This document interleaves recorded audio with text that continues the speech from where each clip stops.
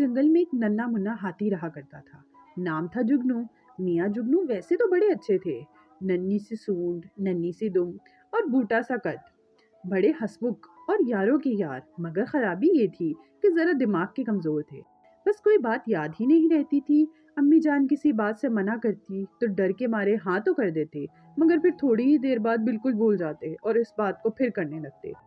जुगनू के अब्बा परेशान थे और अम्मी बहुत आजिज।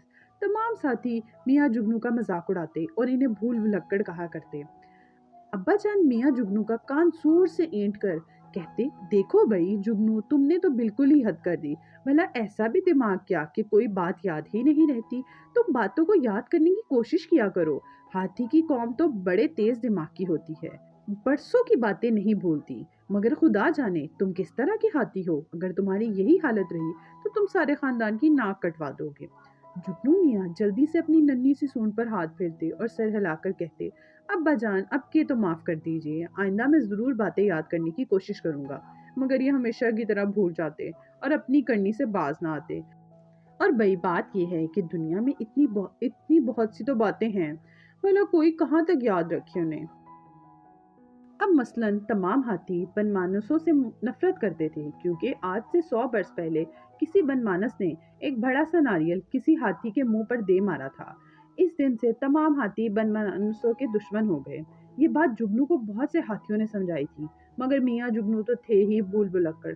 कई बार कान पकड़कर तौबा की कि अब बनमानसों के बच्चों के साथ नहीं खेलेंगे। खेलना कैसा, इनकी सूरत भी नहीं देखेंगे। मगर दूसरे ही दिन सारी तौबा भूल जाते और फिर इनके साथ कबड्डी खेलना शुरू कर देते। हाथियों के दूसरे दुश्मन तोते थे। हाथी इनसे भी बड़ी नफरत करते थे।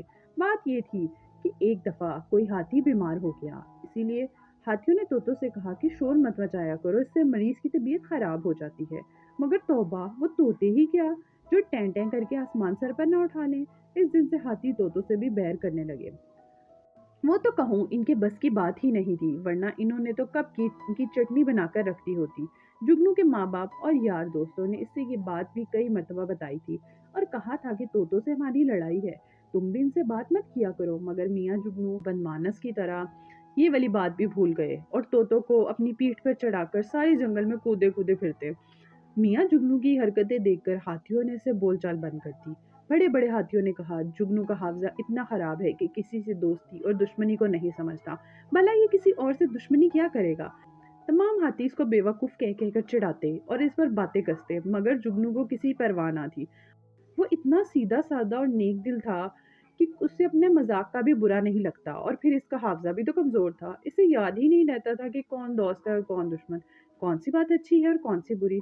एक दिन एक बड़ा ही खौफनाक वाकया पेश आया। जुगनू जंगल में टहलता फिर रहा था कि ऐसा मालूम हुआ कि जैसे एकदम जमीन फट गई और वो इसमें समा गया। असल में शिकारियों ने ये गड्ढा खोदकर इसके ऊपर घास फूस डाल दी थी, ताकि हाथी इसके ऊपर से गुजरे और नीचे गिर पड़े और फिर इन्हें पकड़ लिया जाए। किस्मत की बात, मियाँ जुगनू ही की शामत आ गई।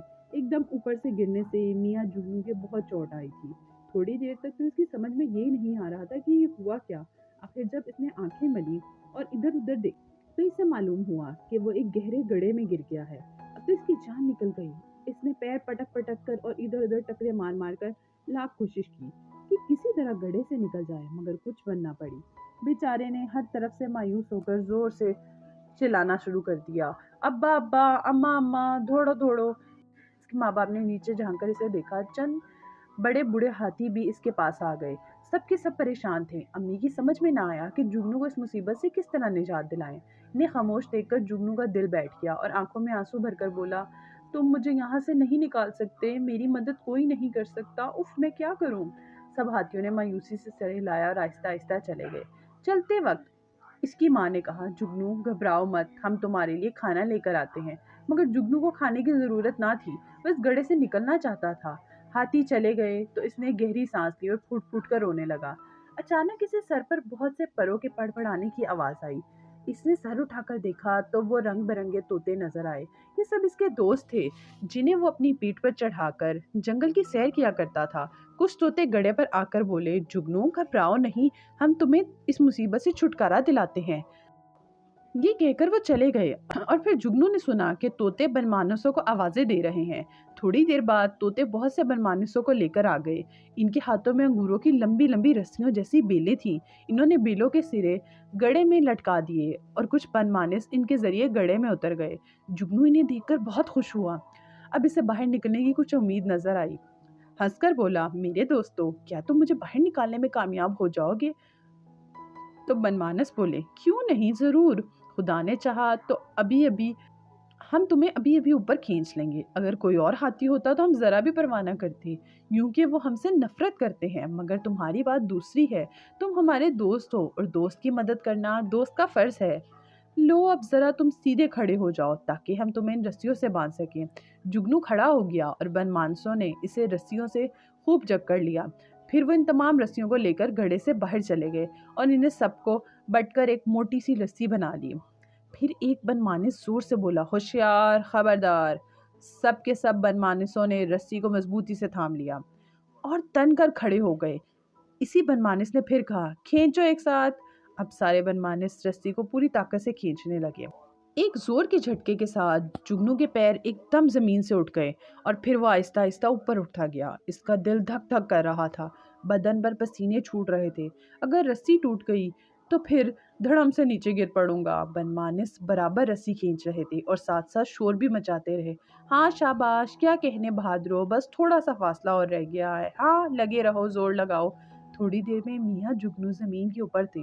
انہوں نے حیرت سے آنکھیں مری اور چاروں طرف دیکھا، اور جب سب دوستوں نے خوشی سے تالیاں بجائیں تب وہ سمجھے کہ میں سچ مچ اوپر آ گیا ہوں۔ نئی زندگی پا کر جگنو کی خوشی کا ٹھکانہ نہ رہا۔ کھلکھلاتے پڑتے تھے، یار دوستوں سے خوب خوب گلے ملے اور بولے، تم سچ مچ میرے دوست ہو، دوست وہ جو مصیبت میں کام آئے۔ چلو سب میری پیٹھ پر چڑھ جاؤ۔ جگنو میاں گھر پہنچے تو ماں باپ رو رہے تھے۔ ان کے لیے تو میاں جگنو ختم ہو چکے تھے، لیکن انہیں ایک دم جگنو آتا ہوا دکھائی دیا۔ امی جان میری لال کہہ کر چمڑ گئی۔ ابا جان نے بھی پیار کیا۔ جب دلوں کی بھڑاس نکل چکی تو میاں جگنو نے بتایا کہ جن جانوروں کو آپ دشمن سمجھتے تھے اور انہیں ہمیشہ نفرت کی نظر سے دیکھتے تھے، انہوں نے ہی میری جان بچائی۔ تو وہ بہت خوش ہوئے اور انہوں نے میاں جگنو کو اجازت دی کہ تم خوشی سے طوطوں اور بنمانسوں کے ساتھ کھیلا کرو، تمہیں کوئی روکے ٹوکے گا نہیں۔ اس دن سے تمام ہاتھیوں نے انہیں بیوقوف بھی کہنا چھوڑ دیا اور ان سے ہنسی خوشی ملنے لگے۔